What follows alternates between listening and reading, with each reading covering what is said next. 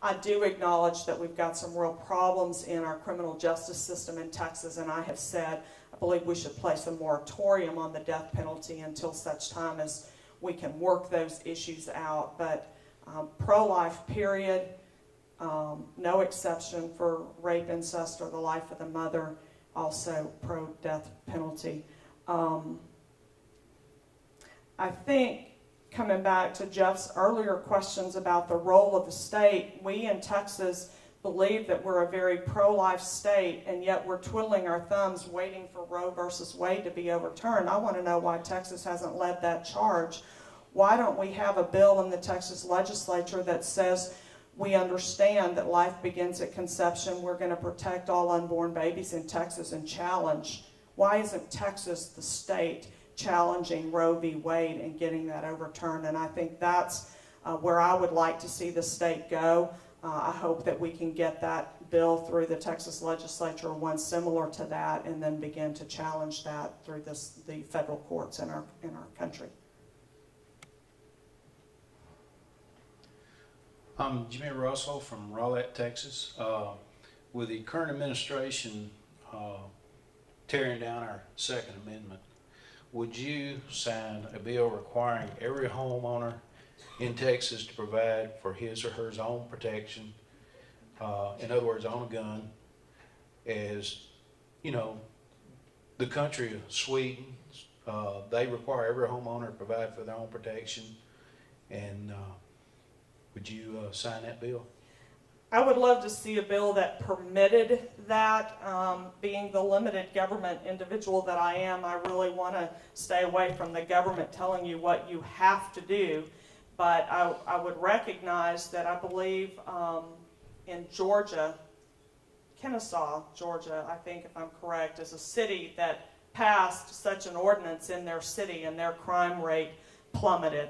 I absolutely am a strong proponent of the Second Amendment, of the right to keep, bear, carry a weapon. I think I've talked about that a lot in this campaign.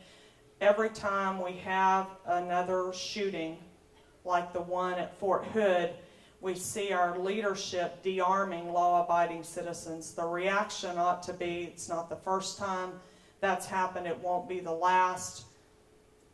No amount of police, no amount of military presence can protect us from that one deranged individual intent on doing harm. If we want people to be safer, we ought to be saying, buy a gun, learn to use it, and keep it with you. In Texas, that would mean not requiring a concealed handgun license.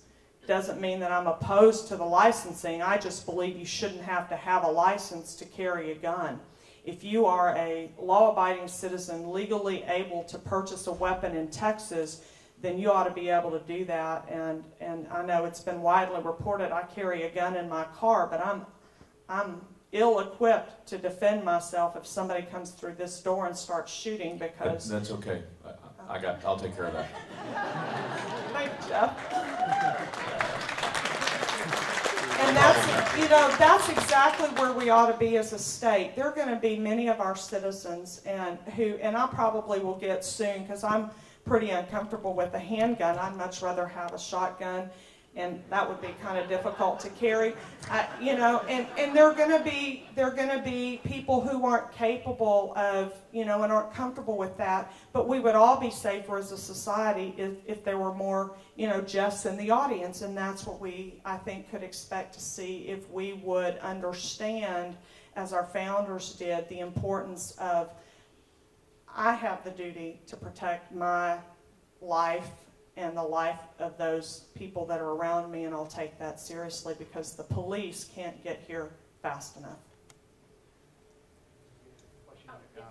Name, state, or city? I'm Yvonne Damon, and I am in the city of Rowlett. I'm also a business owner. I employ 12 people in this state. Can you please let me know what your feelings are on franchise tax? Got a few issues there.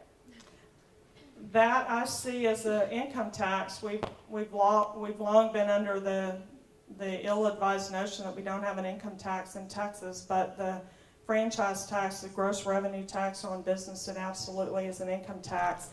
We've looked at eliminating property tax and the effect that that would have by on the state and going to a revenue neutral sales tax replacement, I believe we ought to lump the franchise tax in with that. I hope we can convince the legislature to do that and eliminate both the property tax and the business franchise tax and get us to revenue neutral with a sales tax instead.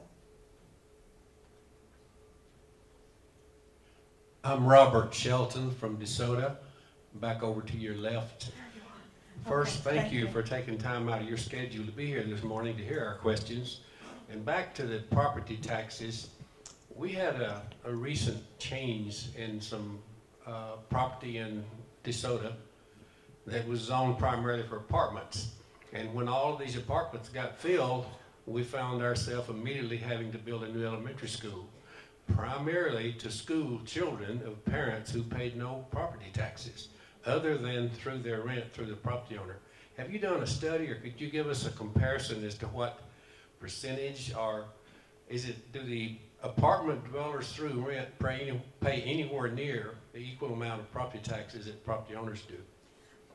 I do not know whether that number has been studied or is reported.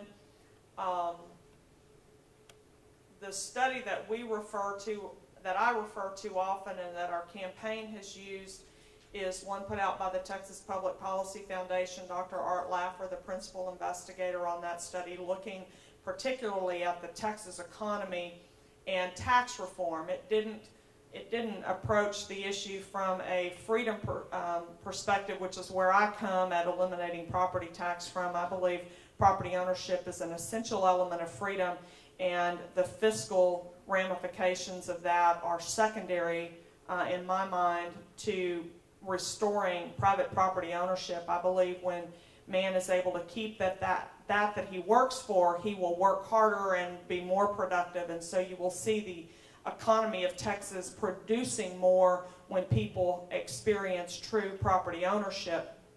But on the fiscal side, that study looks at the gross domestic product of Texas and acknowledges that the consumption tax, sales tax, is a much fairer way to fund things like schools because everyone is participating on a more equitable playing field.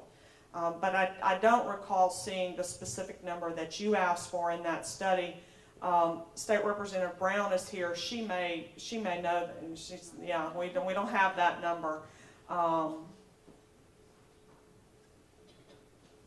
We don't have that number.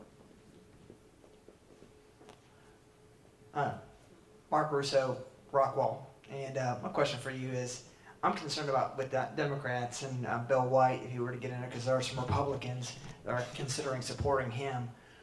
If you were elected and nominated as our representative, how are you going to reach out? And if you aren't our nominee, what are you going to do to support? Would you support the other nominee in the Republican Party? Because that is a big concern for me, as I'm afraid of Bill White.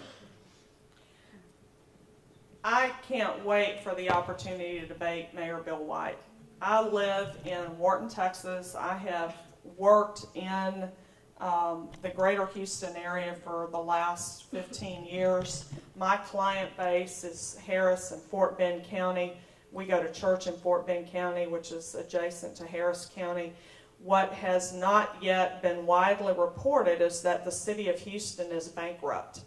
The city of Houston, under Mayor White's leadership, has used pension bond funds to fund its general ledger account and to make its payroll. It is $1.5 billion in the hole. I met with a number of businessmen and accountants there 3 months ago, probably, talking about what the city of Houston is going to have to do. They are either going to forfeit on their obligation to pensioners in the city of Houston, or they are going to triple their property tax.